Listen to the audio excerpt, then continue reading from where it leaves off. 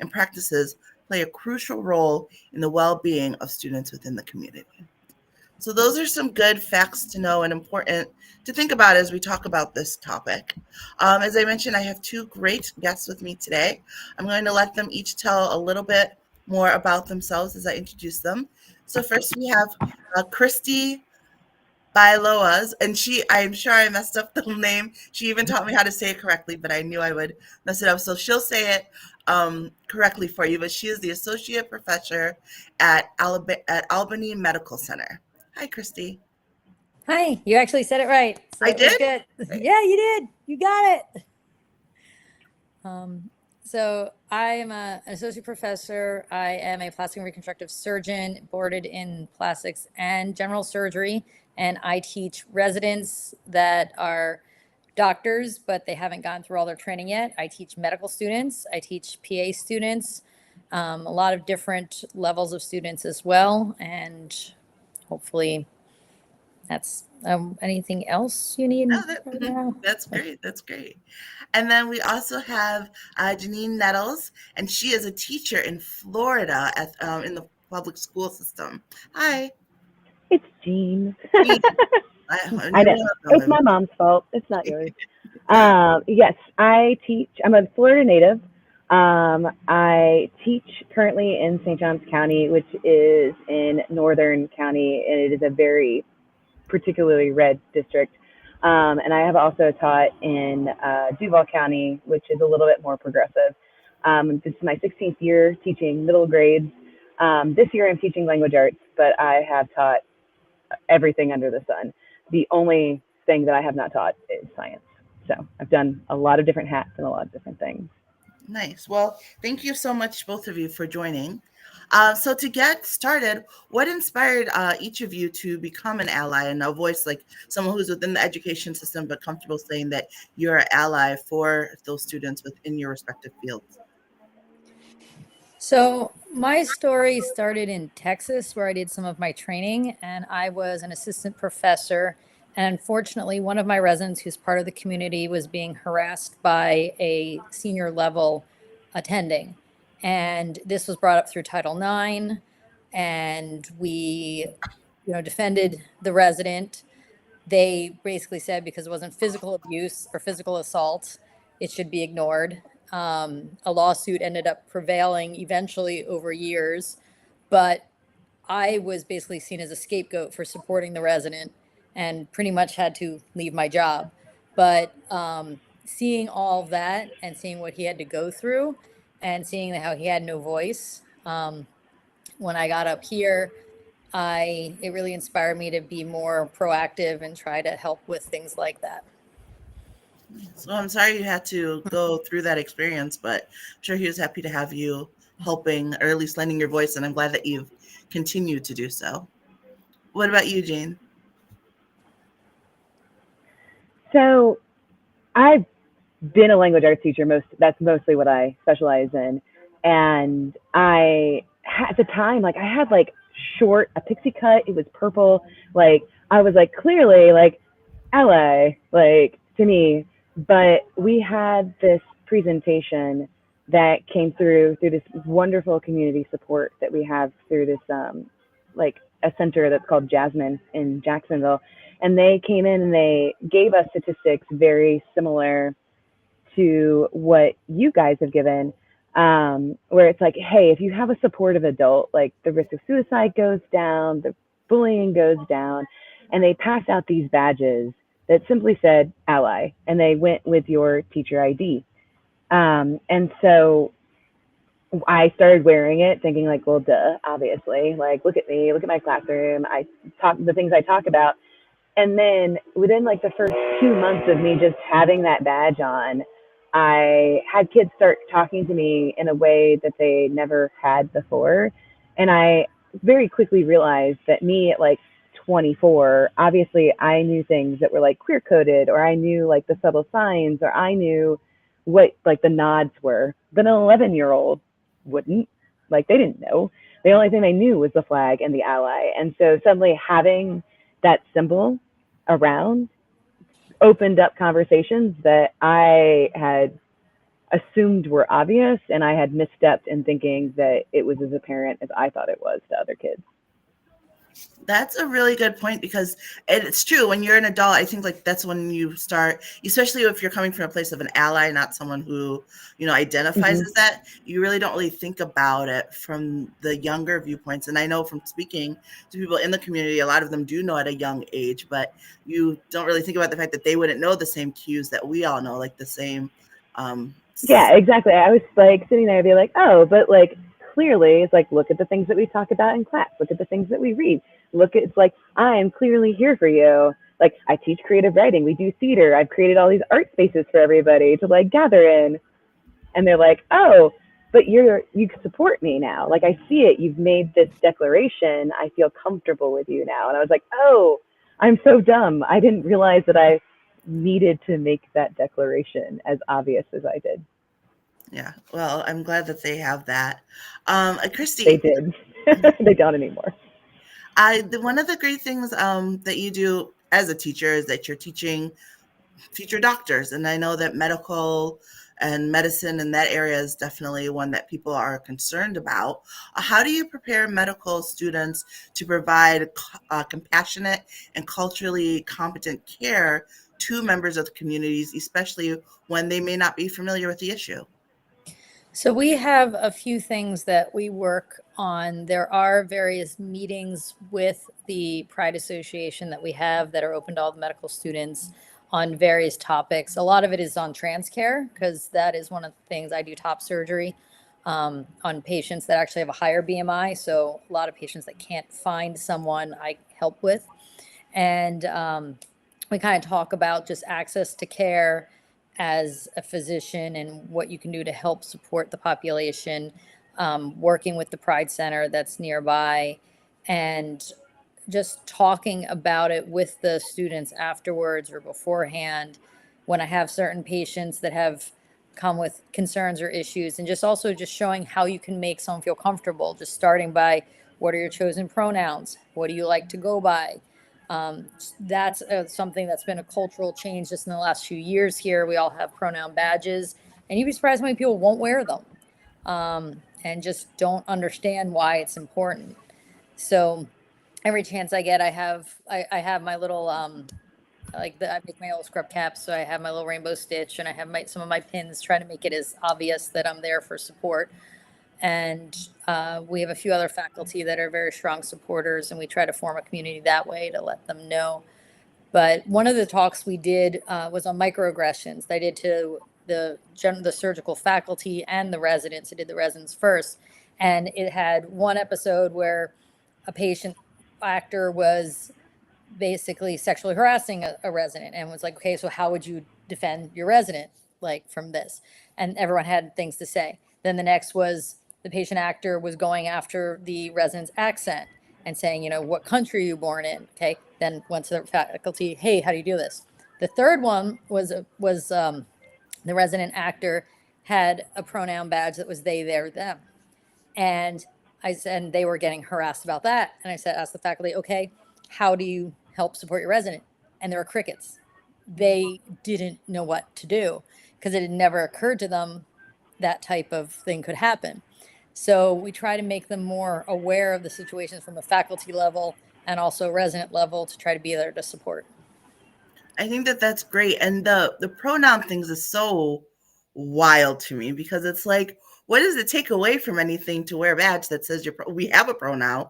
This isn't something new. Like, you've always had a pronoun. And it's interesting how many people are like very sticklers about being vocal about their lack of support, by, because that's really what you're doing, right? Like, you could just easily say your pronoun, wear your pronoun, but by making a point to not in an environment where others do, you're probably declaring that you're not supportive of that. And that's unfortunate, but it's good that there are people who do have that badge, so people know, who to turn to. Um, just another question for you while we're on the topic. Like, what are some common misconceptions about the community within medical education? And like, how do you challenge those with your teaching? Like, if you have doctors who won't wear a badge with their pronoun, but now they have to do top surgery, like, How does that work? What are like some misconceptions and how do you work around that? So a lot of people still feel like this is your choice, and even though the science has shown otherwise, and trying to provide them with data that, this isn't a choice, this is how you are, this is who you are, and that it's a cosmetic procedure. And because it used to be cosmetic procedure, and people start arguing that it should not have to pay from their tax dollars, and there's all this stuff now about detransitioning, and people will always find like one or two small isolated cases and start throwing that back at me. And everyone has the right to their own opinion. It's a free country. But I try to educate them as best I can, and then just make sure my patients know that it's safe to come to me. And obviously, the people who don't believe in the surgeries don't do the surgeries. But you just do little bit by little bit, trying to be as supportive as you can. And if people make certain jokes or snide comments or something like that, try to kind of squash it instead, or say something about it instead of just letting it go. That's good. Jean, a question for you, because Christy has the benefit of working with mostly older people, adults and students and things like that. You work with a younger group. In your experience, how do younger students react to the topic? I know that's a whole nother branch of Yeah. conversation on what you're allowed to talk about, but like, how do they react, and how do you foster some understanding and empathy amongst them? So I've been in education for 16 years, and the first time we had like a trans student, like our whole school, I think it's probably like 14 years ago at this point. But we were like, ooh, like we wanted to support the kids, but we had absolutely no idea other than making sure that they were with teachers that were supportive. But I remember trying to navigate like changing for gym, because we didn't have gender neutral bathrooms. We didn't have any of that. And it was just like trying to fit it in. And now, like, I've worked at a school that had gender neutral bathrooms when it was built. And it wasn't built for any progressive reason. It was built for a very, like, logical reason of it's just easier to clean this one room and have this, like, it's easier to police this area if there's only two bathrooms that you can go to at any given time. And it's easier just to figure it out. And even, like, culturally, it's shifted. And I don't want to say necessarily that it's where I'm at, that we're at an acceptance level, but the kids that are like 11, 12, 13, 14 have a lot more language to have the conversation. They have experience with things online. They have people who are more open to talk about things. And so among the children, not the adults, but the children in the area, it's a lot more accepting. And there's still missteps and microaggressions 100% still happen, but the vitriol isn't there. And the way to navigate pathways in acceptance and support are systematically in place now. Florida is known for not being supportive, and it is got that for a reason. But even still, there are adults that are doing the right thing, and there are kids that are doing the right thing every day. That's good, and that's so needed, especially in areas where everyone's trying to silence that voice. So, speaking of Florida, given the current political climate there, how do you navigate the challenges of advocating for those students while working within the public school system? So, truth be told, is that I got myself in trouble about 4 years ago. I had a student who was trans who asked me if they could put their flag up in my classroom as just like a, hey, this is my room. And I was like, yeah, sure. And then very quickly, I had other kids who were like, I had a student who had two mothers who was like, can I bring a lesbian flag in, not for me, but for my family? And I was like, yeah, sure, cool. We had somebody who brought in a asexual flag. We brought in a demisexual flag. Like, I was like, I didn't, even me, feeling very progressive and knowledgeable, was like, let me look up this one. I don't know what this one is.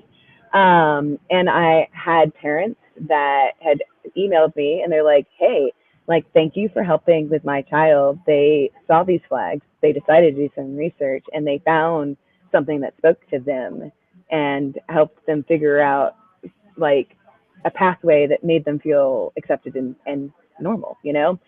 But unfortunately, children who were not in my class took pictures of, it looked like the United Nations in my classroom at one point, but they took pictures of it like through my door window, and in the less supportive side of the area sent it to their parents. Their parents took it up with the district, and I got these messages in my email from my principal that was like, hey, like, I need to come talk to you. And nothing was ever put in writing, so it could never be like traced, essentially. But there was a law that was apparently passed in Florida where any pride paraphernalia in schools is not allowed. They consider it to be the same as having political speech. It was compared directly to having Black Lives Matter flags in the classroom, which teachers had been fired for in the county next to me. And then I got myself into more trouble because I decided to argue on Facebook that Pride wasn't a political party. There's no president who's running under a Pride party. There's no group, there's no manifesto. It's just like a group of people who all relate. And my comments were screen captured and then sent to the district again. And I got called to the principal's office again. And I had to show her the timestamps on the comments to show that I wasn't doing it during school hours.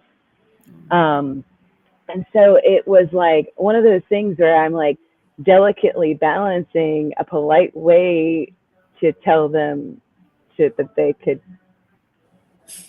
go away, and supporting my students while also keeping my job. And I kind of found a workaround with it where my students were understandably very upset. And so we created a student art section of the classroom where any student could put any of their art up, and like a kid drew the lesbian flag, but as a sunset. And they like did things where they had like the all, y'all means all, and like little slogans and stuff in the classroom. So it wasn't seen as my political speech that was being pushed. It was an expression of the students themselves. And that is the line that I have had to figure out how to balance, where it's like letting them know it's a space that they can do that in without it being seen as me pushing political ideals or beliefs on people. And I will be honest with you, there are children that I have even this year in my class whose siblings are the ones who tattled on me. And I look at them and I'm like, I just have to be very careful every day in class with how things are presented, just in case something gets misconstrued the wrong way. Yeah, which is so unfortunate, and it's so Frustrating. frustrating to me.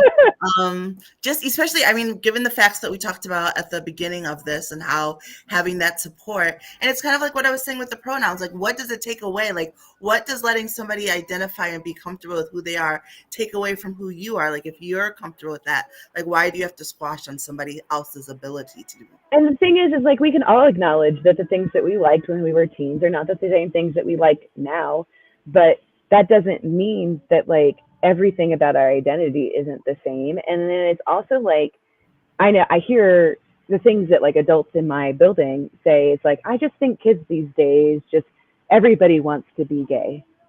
Like everybody wants this label. Everyone wants to feel like they're fitting in. And it's like, yeah, like sometimes you try on a hat for a little bit and you decide that it's not your hat that you want to wear.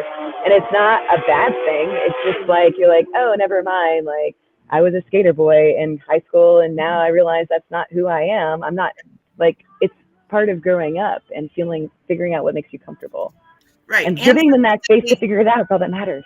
Exactly. And statistically, like, no, everybody doesn't want that. And it is still scary for kids. And kids aren't just doing it for fun when they come out or what. There are more people who hide it than so people who are dismissive, like, too. Like if some adult said, oh, well, everybody wants to be gay.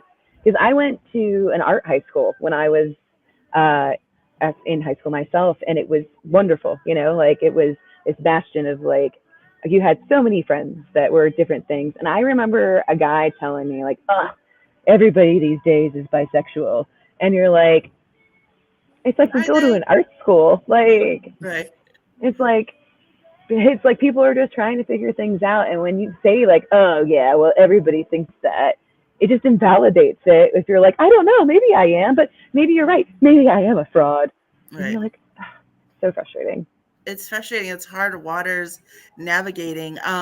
Christy, within your area, do you have, we talked a little bit about talking to the medical students with their patients, but what about they themselves? Like, do you have any that you're teaching who have to sort of navigate those waters as someone who is going through a system that doesn't always support them, and now they have to support others, or even worse, not even worse, but having to give that medical care to someone who they know is anti-supportive of who they are? Yeah, through the Medical Student Pride Alliance, we kind of try to. It's a really open group, and we try to support everybody, and that we try to make sure people know we're around, that we exist, and that you can come and talk to us. Especially as faculty, surgeons tend to be very scary, evil humans. So I try to make it seem like, yes, in the operating room, I'm a different person because I have a person's life in my hands. But when I'm out of there, like I want to let people know I'm there to support them. And I talk to various students. Actually, interestingly, we were doing a paper together, and it was actually on microaggressions in plastic surgery, and we were showing different things. And one of them was talking about how one of the scenarios was a gay man, a gay resident being like harassed by somebody. And the comments we got from the reviewers were all like, why is this important? Why is this in here? I don't see why. And we revised the paper so many times. And it was disappointing because at the end, it was basically we had to get rid of that scenario completely. And it was pretty much male on female, male on female, male on female harassment. That was it, because that was the only way we could get through. So then I was like, okay, this is baby steps. It's like we at least are going to get something through. And now next time we're going to try to make people be aware, because it's pervasive throughout. And just knowing, like my student was very disappointed that he couldn't get his message through in the paper because of this. So we try what we can and try to fight again the next day. And one of the things we are doing is we are trying to create a curriculum to make it easier to recognize what, some people just don't know what they're saying is offensive, and you want to give them the opportunity to learn. Many times terminology does change, and someone may think they're being nice and friendly and they're actually being horribly offensive. So trying to help educate them so that you're making your patient feel comfortable. It is a way of likening it to, if you're treating a patient who's racist or sexist, it's in that field. So we just have to take what we've learned through that and help try to bring it through. But some patients you have to treat no matter what in trauma. If they're coming through, it doesn't matter how awful, what they've done, what's been going on. Job is, I'm a doctor, I'm going to take care of this patient. We'll deal with the personality issues afterwards. And if I can find a partner that can help take over, it's disappointing, but often that's what you have to do. Mm-hmm. Yeah, and I think that's one of the great things about the medical professionals who can do it, get past the personal and treat the patient. And you did mention a little bit about the curriculum, and that's something I was going to ask, which was like, how do you integrate those health issues and health concerns into the curriculum for the professionals?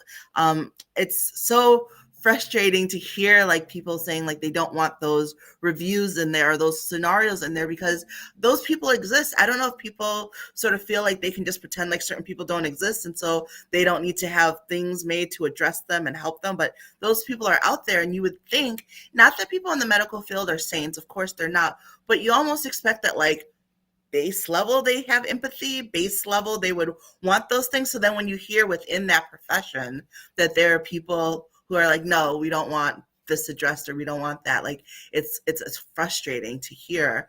I'm sure as someone who's an educator, it's frustrating to try to teach that. But like, what are some ways, or what are some things you're putting into the curriculum to try to work with that? Well, one thing we are trying to do is having inclusivity in our questions. That's actually something that even on the board level, the country, the national level, and even local level, it's always, white male had this, and then you're always going to have something with stigma where an African American male had this, and it's a bad thing.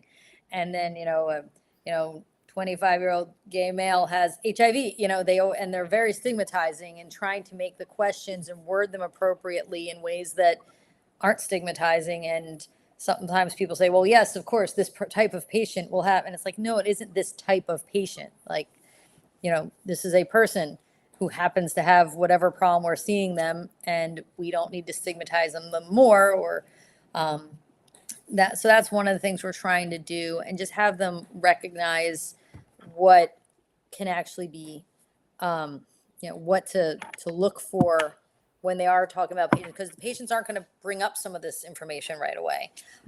Obviously, if I'm seeing a patient who's coming in for top surgery, we've kind of gotten to a point because they have to hit certain milestones and metrics, and have seen various other health professionals just to get approved to come through.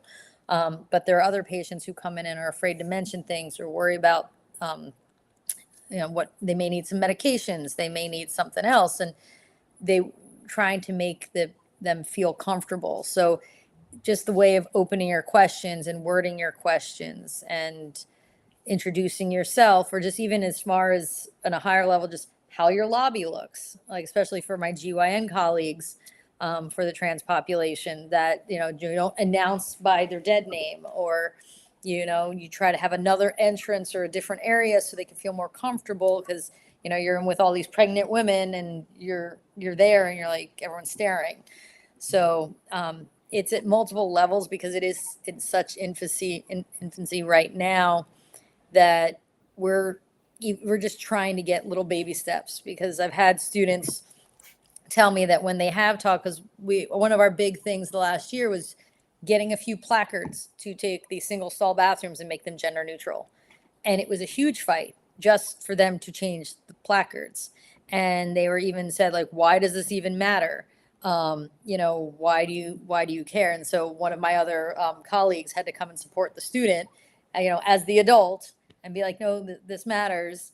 And anytime we want to do research with the community, we get a lot of backlash or not so much support from the institution. That's stuff we're trying to change and work on. So we don't have anything really set in stone yet. It's always a moving type of machinery, but baby steps, because Albany may be blue, but the whole surrounding area is not. I grew up in Canandaigua, New York, so boy, do I know that. People think that if you're in New York, you're blue. You're like, oh no, you haven't been upstate, you haven't been west. Like, it is red up there. Yep. So they also want to make sure the big donors aren't going to be offended. So. Yeah, well, it's so interesting too. Like, you mentioned with the bathrooms.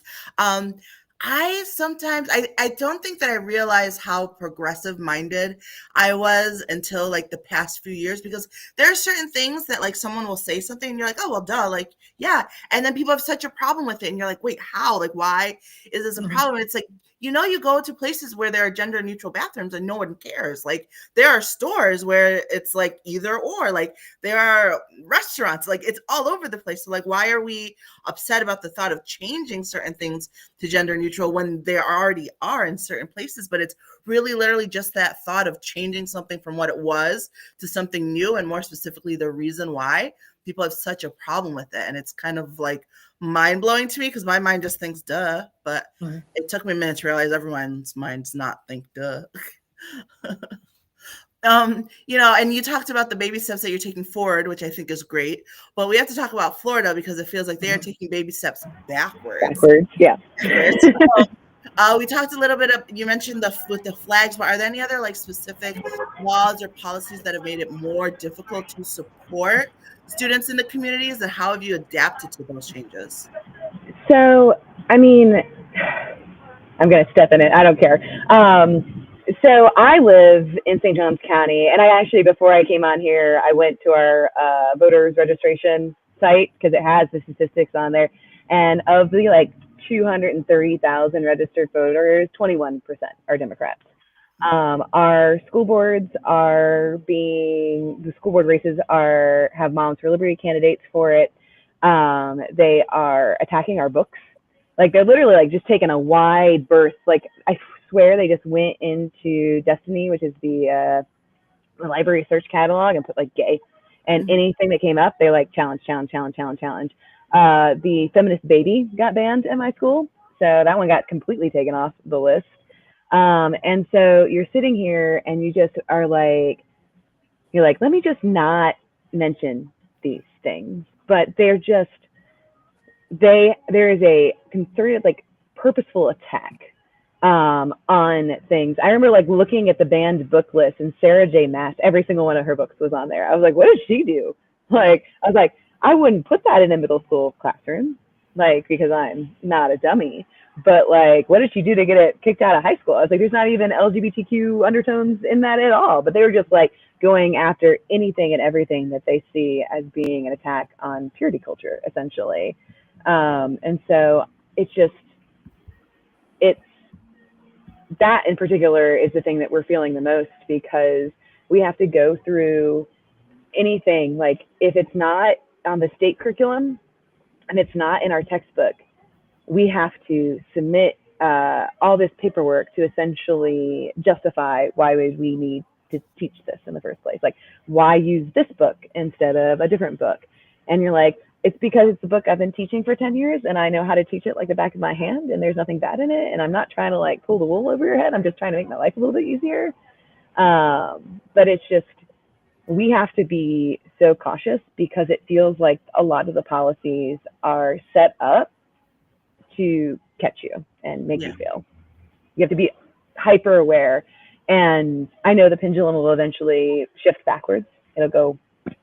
And so I'm just waiting for that. I'm just waiting it out. I'm like, yeah, I'm just going to keep doing what I'm doing. I'm going to keep loving and supporting the kids. And when you guys find a different thing that you want to attack, I will still be here doing what it is that I will be doing, because they will eventually find a different punching bag that works better for what their messaging is. Hopefully.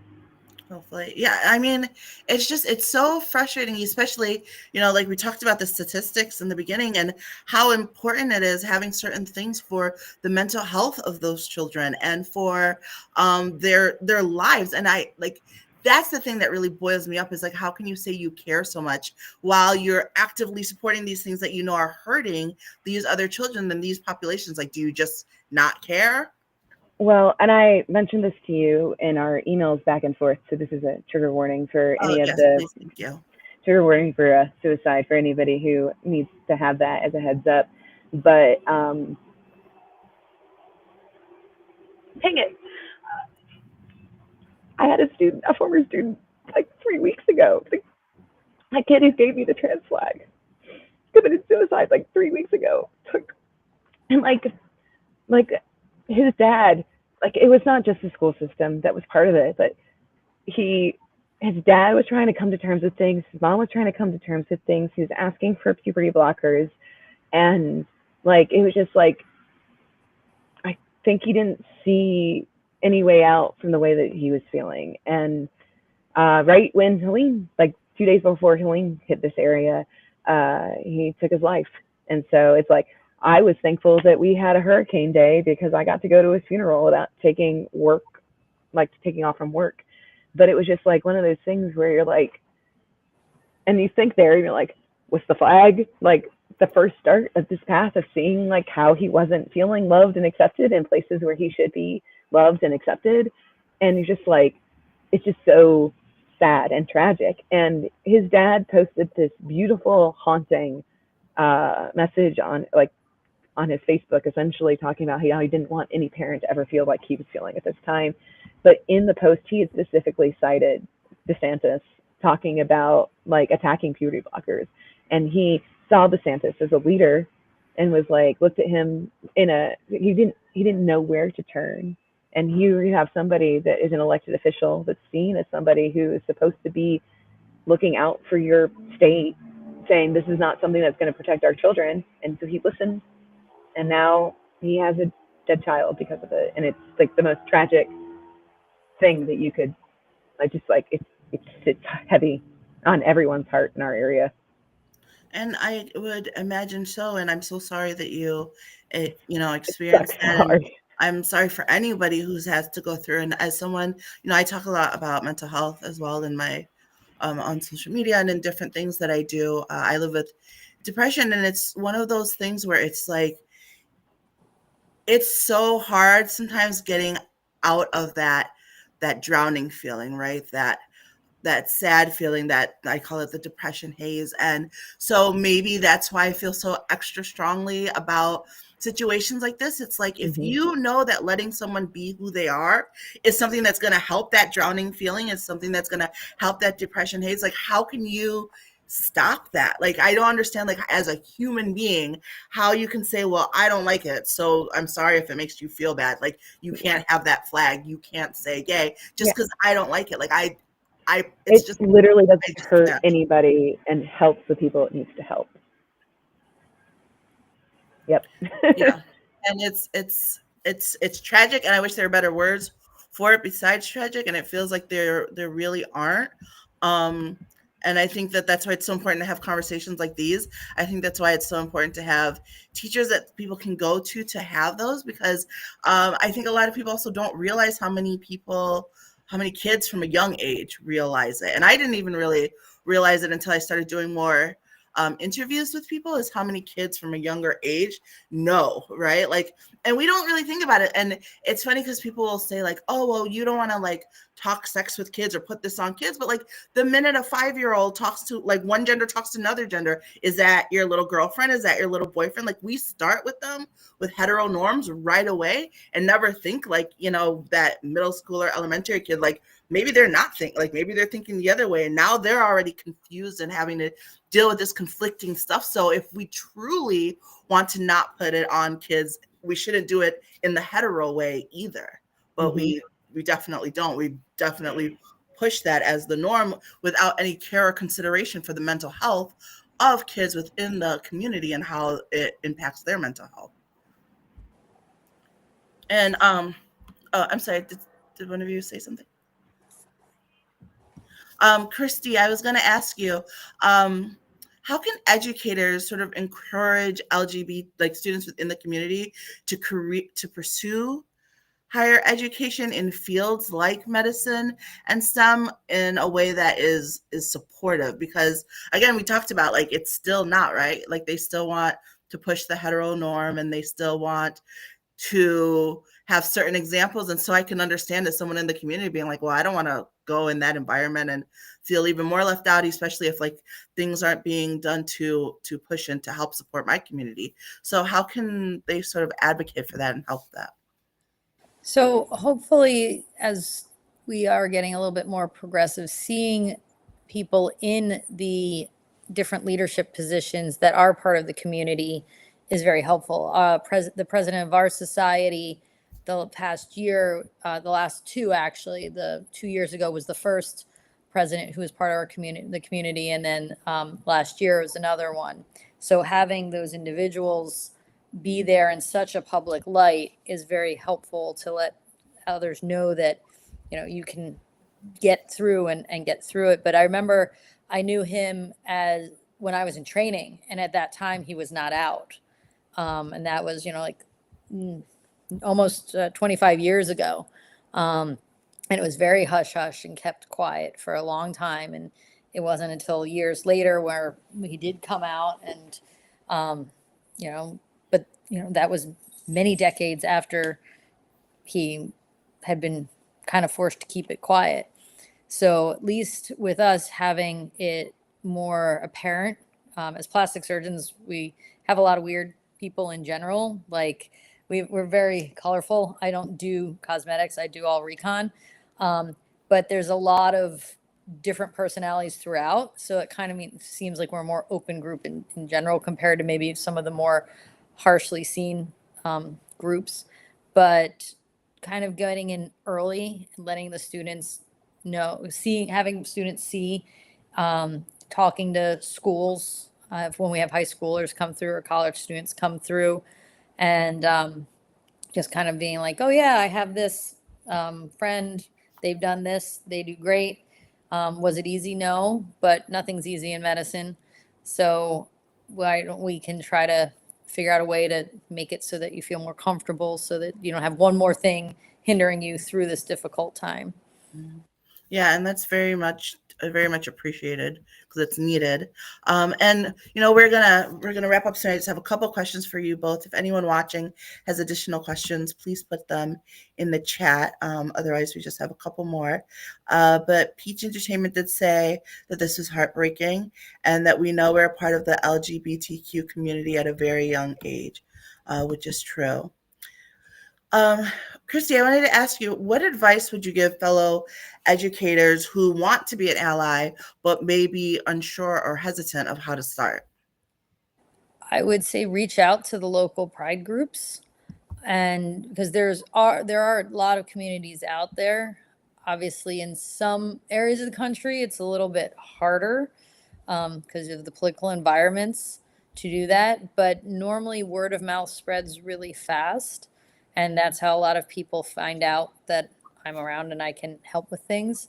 And ideally, even if it's just start with wearing a pin or having the little pronoun badges or something, because to make it just like Jean had mentioned when she first started out, make it as obvious as you can that you're here, and then eventually, then hopefully you can be a beacon for people to find you, and that can then help breed the community that way if there isn't a local group that you can join and work with. Yeah, and that's great. That's great advice. And then, Jean, I know you mentioned, some of the things that you can't do in the classroom, and you'd still do the art, which is great. But so how do you help their students feel safe and supported in an environment where it's even harder? And then also, because you mentioned speaking with the dad, how do you or what effective strategies have you found for engaging in parents who may or may not want to be supportive? So the easy answer to that is that you just got to like build the relationship so that anything that any kid wants to talk to you about, that they feel comfortable talking to you about it.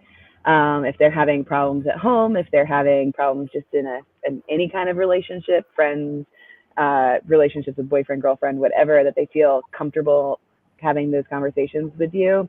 My classroom doesn't have any pride stuff in it, but it does look like a rainbow threw up all over it. Everything is rainbows everywhere. Everything is color. Everything is rainbow colored. It does not have to say pride, but it is colorful as all get out. But it's also just about making it a safe space for any of those conversations that may be difficult. And in defense of Florida, our curriculum itself actually is quite diverse. It is not just dead white guys anymore. And so there are actually authors that we are reading that are, if you did any research on them at all, they are actually part of the community. We just don't advertise it as such. And so it's there, and it would be nicer if you could be more obvious about it, because obviously that clearly matters. But at the age that they are, it's like you talk to parents who don't know how to navigate it, and you just got to be like, look, the fact that they're talking to you about it at all means that you are a safer space than you are giving yourself credit to. It's like, and you can feel uncomfortable because you don't know how to navigate it. But the thing that you have to do is like not show that discomfort to your kid.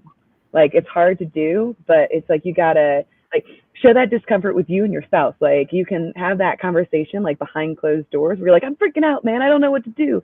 But like making sure that you present the force and love, and like, I'm gonna love you no matter what, and I'm here for you no matter what. And maybe I don't have the language, and I'm gonna try my best to learn, but just give me forgiveness. It's like that's what you can do. And our guidance counselors at our school have been particularly good about helping parents themselves navigate those conversations. They have those resources that can help them, particularly with the pronoun usage and why it's important, the name changes and why that's important, and just like really teenagers are going to hide things from you if you let them. So let's just build the environment so they don't have to. That makes sense. Well, thank you both so much for joining me today. It was great hearing your insight as educators, both for the younger kids and educating adults, because learning is needed on both sides. Is there anything that we didn't get to that you would either of you would like to mention?